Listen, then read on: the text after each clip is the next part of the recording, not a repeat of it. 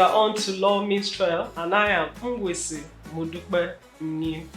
I'm excited to begin this series with you on hire purchase. Hire purchase is one of the means of commodities or good financing, and many of us have been involved, or you have someone who has employed hire purchase as a means of financing his commodity or a said good that the person wants to possess. So I'm excited to bring you all that you need to know about hire purchase. I would like to just briefly pause and ask you to support our channel by clicking on the subscription button there. You will see it simply written on it, subscribe. Kindly punch the subscription button so that you'll be a part of our community, and that will enable you to get any of our videos that drop.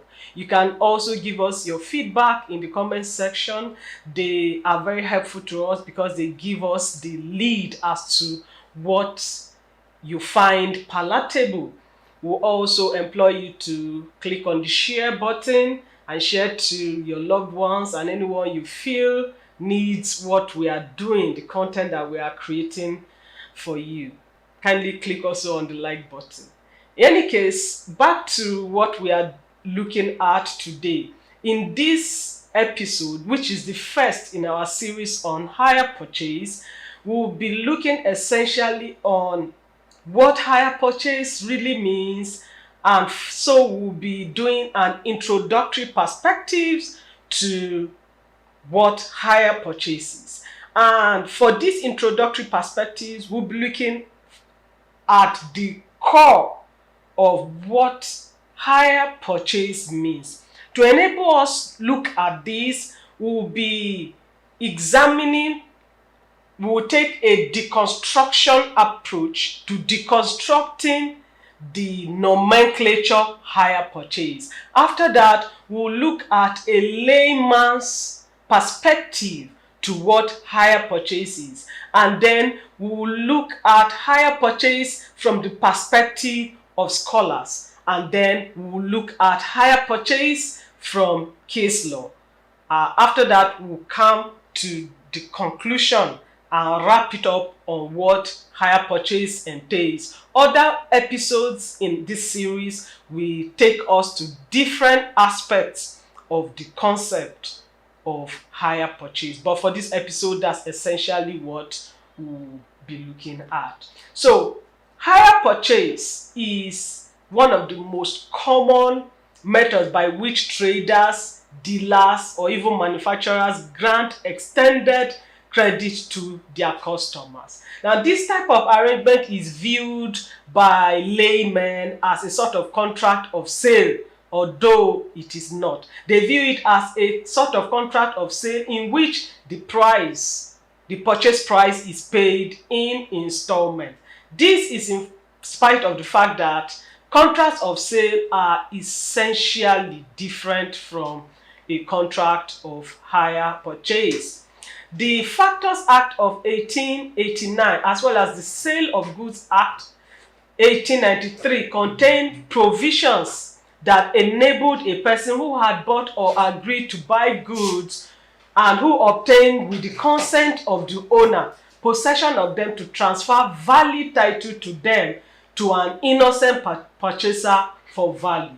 And you will see this particularly under Section 9 of the Factors Act and Section 25 sub 2 of the Sale of Goods Act. This situation caused great anxiety and hardship for sellers of goods who, under such circumstances where they gave long credit facilities to their customers, had these customers transfer the ownership and possession in those goods to other persons, and the sellers were at a loss as to whether suing for the subject matter of their transaction to be returned, or suing for conversion, or even detinue, as the case may be.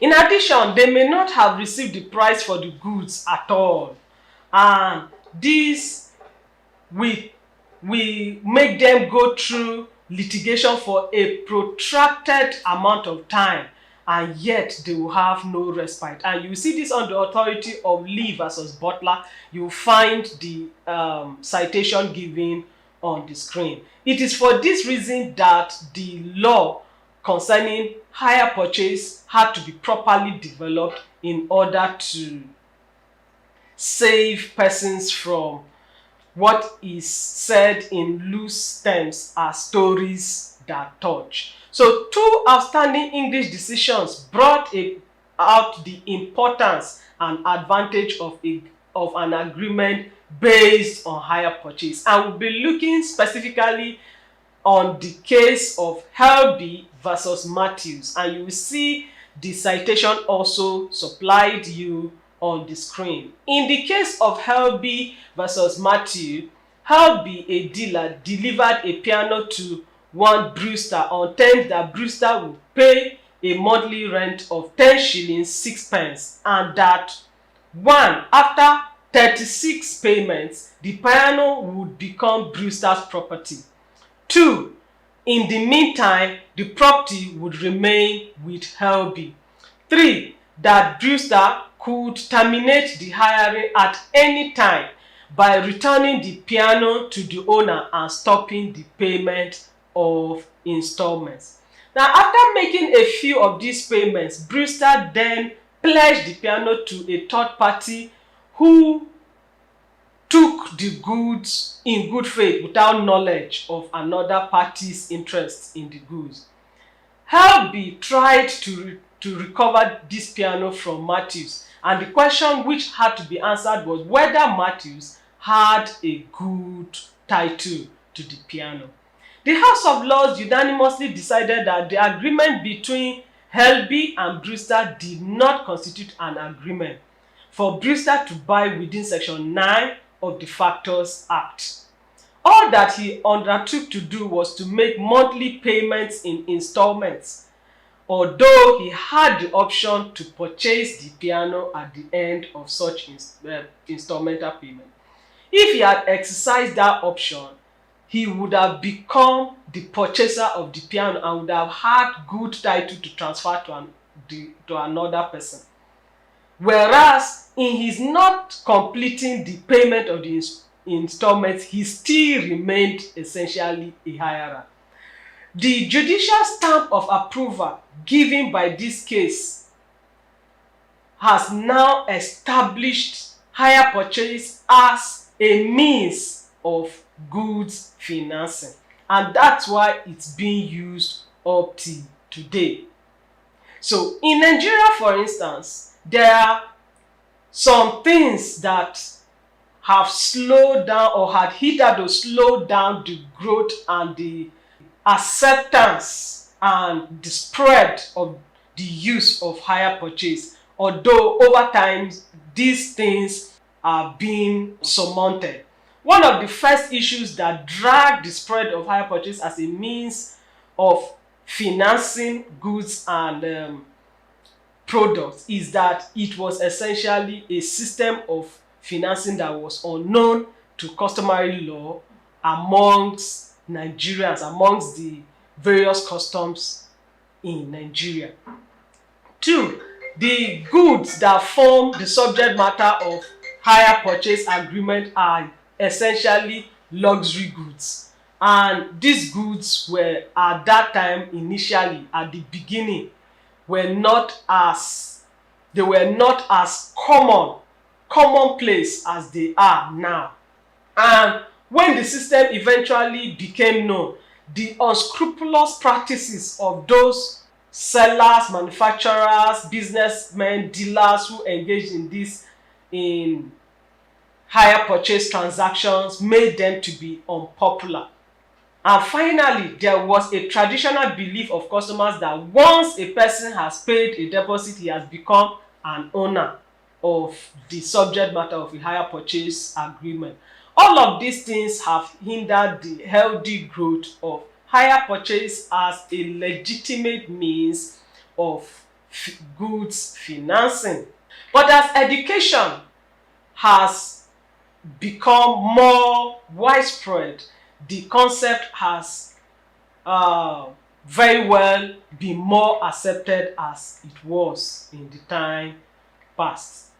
Well, let me do an examination of what hire purchase is, and in this manner deconstruct by using the words that have been employed to form the word hire purchase. Hire purchase is taken from two words, two English words. The first is hire and the second is purchase. I've said on this channel before that many a times when two words are used to form one word, the first word acts as an adjective qualifying the second. So, in this sense, what does hire mean and what does purchase mean? To hire, in very simple terms, means you have paid for the use of a good or a product. You have just simply paid to use it, not to own it. Not that the title therein or the ownership therein should devolve to you. So we'll be looking at what then is hire purchase, and we examine this from a deconstructive perspective by deconstructing what the nomenclature of hire purchase is all about. The word hire purchase is taken from two words. These words are hire and purchase.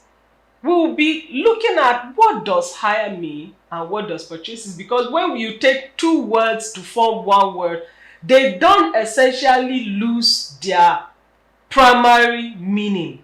And the first word, which acts somewhat like a prefix to the root word, which is the second word, usually also acts like an adjective describing the second word. So now in the case of hire purchase, what does hire imply? Hire simply means, in the ordinary sense, to pay for the use of a product or a good within a set or given time, after which the possession of that good or product reverts back to the owner of such a good or product. Purchase, on the other hand, is the payment that is made on a good or a product for the ownership or the title therein to move to the purchaser, the person who has paid the price. Now, in this sense now, it appears there are two words with diametrically opposing meanings being put together to form one word.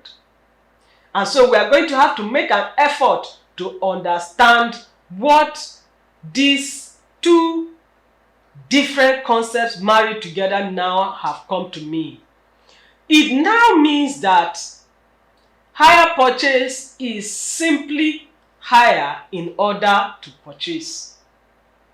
You are hiring in order to, over time, have a right to purchase, and purchase in the event that you exercise that right of purchase. I'll now leave the deconstruction perspective to look at a layman's understanding of what hire purchase would mean.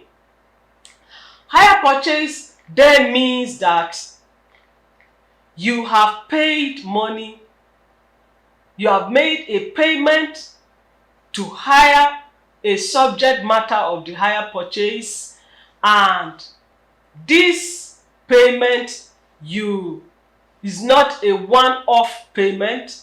It's a payment that you pay in piecemeal at agreed times, over time, and when you get to a certain point of the payment, then you now have the right or the leave to buy that thing. or to purchase it and therefore own it.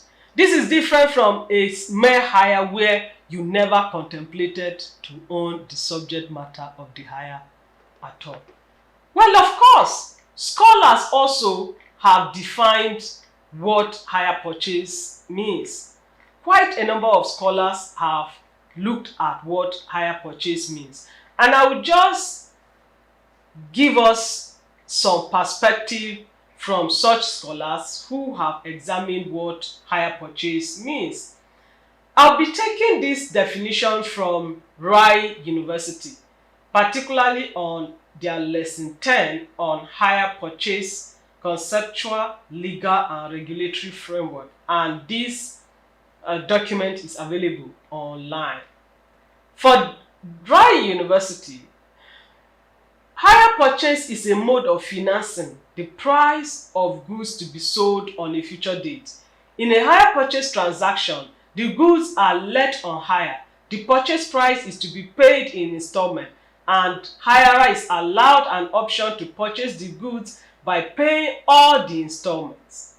Hire purchase is a method of selling goods. In a hire purchase transaction, the goods are let out on hire by a finance company, which is the creditor, on the hire purchase customer, who is the hirer. The buyer is required to pay an agreed amount in periodical installments during a given period. The ownership of the property remains with the creditor and passes on to the hirer on the payment of the last installment.